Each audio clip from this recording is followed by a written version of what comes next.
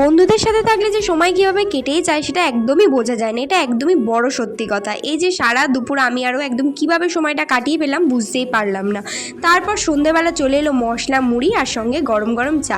বাইরের প্রাকৃতিক দৃশ্য হাওয়া অনুভব করতে করতে গরম গরম চা খাচ্ছি আর বন্ধুদের সাথে আড্ডা দিচ্ছি। এখন বাজে 8:30 মতো। আমাদের ট্রেন এখন নিউ আলিপুর জংশনে এসে দাঁড়িয়েছে। বেশ অনেকক্ষণই দাঁড়িয়েছিল আমাদের ট্রেনটা, আর চারপাশটা দেখছিলাম, বেশ সুন্দর জায়গাটা। আর তার মধ্যে আমাদের রাতের ডিনার দিয়ে দিয়েছে রাত্রি 9:30। এখন দিয়েছে ডাল, আলু সেদ্ধ, আলু ভাজা আর সয়াবিনের তরকারি। খেতে কিন্তু খুবই ভালো হয়েছিল। তারপর রাত 3:57 বাজে। আমরা এখন গৌহাটি স্টেশনে নেমে পড়েছি, আর এখান থেকেই এখন আমাদের বাস আসবে। বাস এসে আমরা একেবারে যাব শিলংয়ের উদ্দেশ্যে।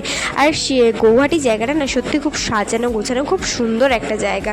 তো আমরা বাসে সবাই একসঙ্গে মিলে বসে পড়েছি, আর আমাদের জার্নি স্টার্ট হচ্ছে এখন। আর বাইরে দেখো এখন সমস্ত আমাদের টিফিন, সকালের ব্রেকফাস্ট রেডি হচ্ছে। তো ফার্স্ট স্পটটা দেখো কত সুন্দর। আরও অনেক ভিডিও আসছে, দেখতে থাকো। আর আমার চ্যানেলটা সাবস্ক্রাইব করে রাখো এখনও যারা সাবস্ক্রাইব করোনি। চলো টাটা।